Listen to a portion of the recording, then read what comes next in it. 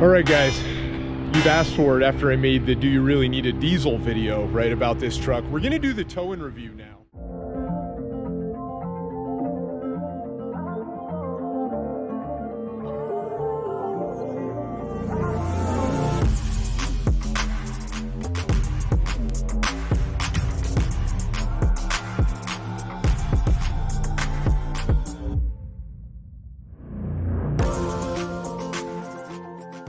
Over here, right, we know that we have a 2022 Ram 2500 crew cab, two-wheel drive with the 6.4 Hemi. It works really good. It's got an 8-speed transmission in it, and it's towing war paint, right, which is a Jeep that weighs in just under 7,000 pounds on a trailer that's just under 3. So we're gonna call it a 10,000 pound load. In this corner, we have a very, very similar Jeep. It's even silver, same axles, same weight, on a trailer that's only a couple hundred pounds lighter than the other one. So call it 10,000 pounds, okay? So two 10,000 pound loads, two very common trucks.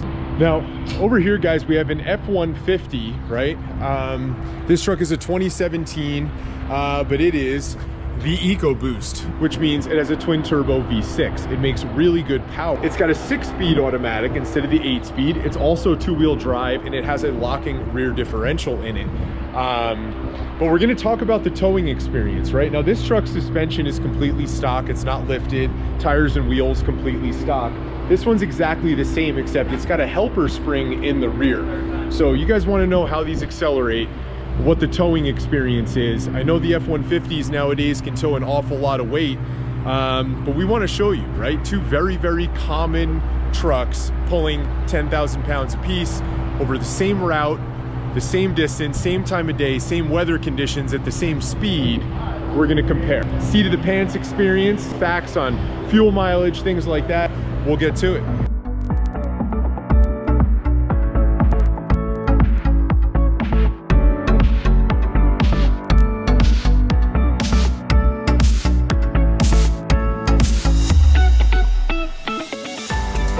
What's up? Yeah.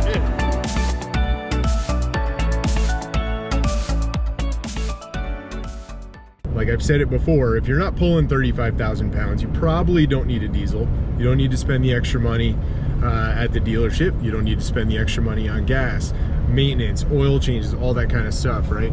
I mean, they're cool. But that was awesome. And they have their place. But these 6.4s, and we'll see what that twin turbo V6 did behind us, but they get out of their own way. All right, guys, so little acceleration here. Just showing you what the 6.4 Hemi pulling 10,000 pounds is gonna do. All right, not too bad. Not too bad getting up to highway speed. So let's see, let's put it to half throttle here.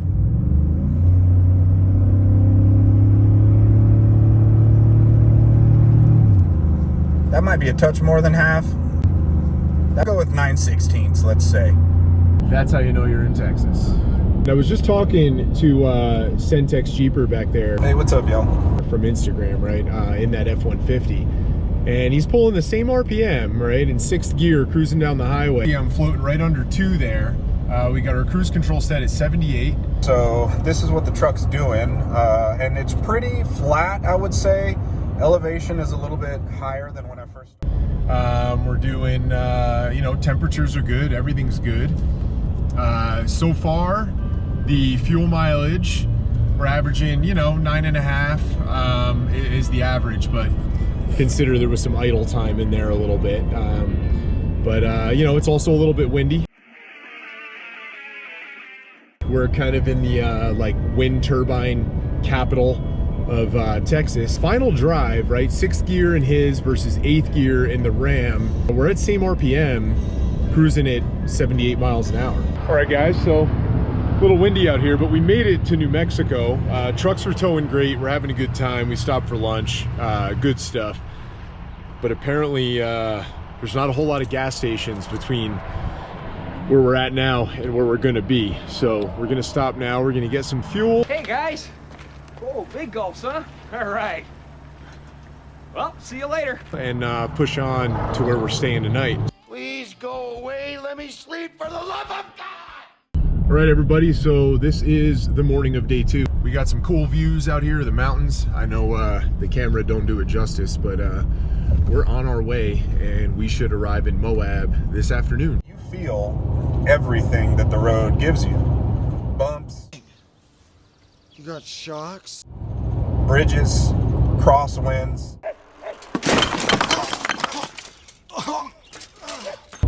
Because that weight that you're pulling is double the weight of this truck. And if the tongue weight is not dialed in perfectly, you're gonna feel it all.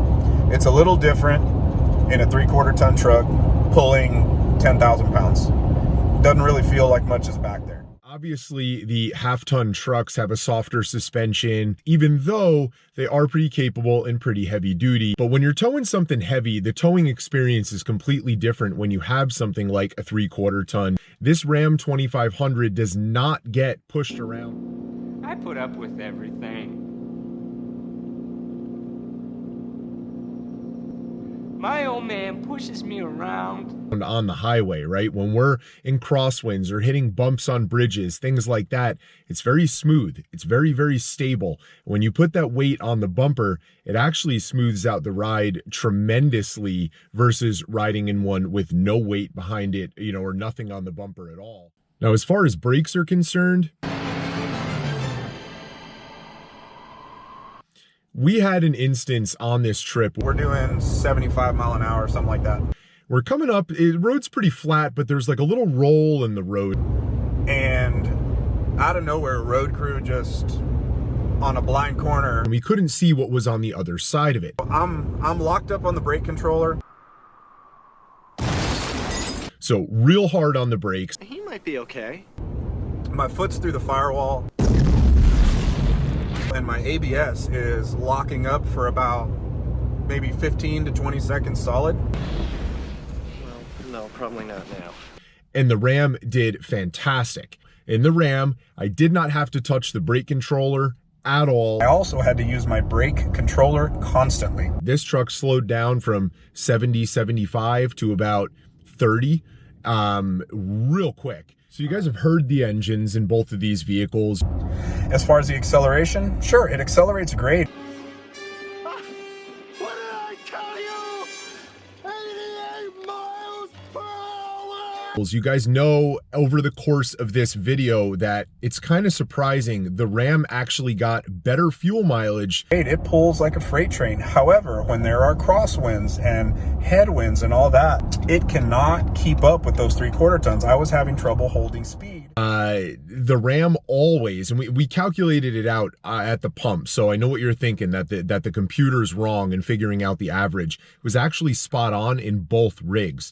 But I seem to average 1.5 to 2 miles per gallon better than the F-150 did. Again, is surprising, right? 2 less cylinders, we're cruising at the same RPM, we had our cruise control set. Can't blame it on temperature, blame it on traffic, you can't blame it on a different route. Everything was the same. So it was kind of interesting that a bigger truck that weighs more with 2 extra cylinders making slightly less torque got better economy.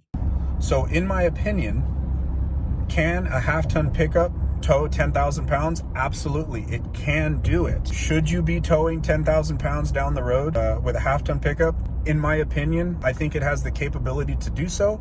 I don't think that a half-ton pickup would be my choice if my load was 10,000 pounds consistently. It pulled the weight really well. It wasn't even close to being rated to its max tow rate. The truck handled the weight, it handled the wind, it handled the road conditions, it handled the bumps, it handled the hard braking situations.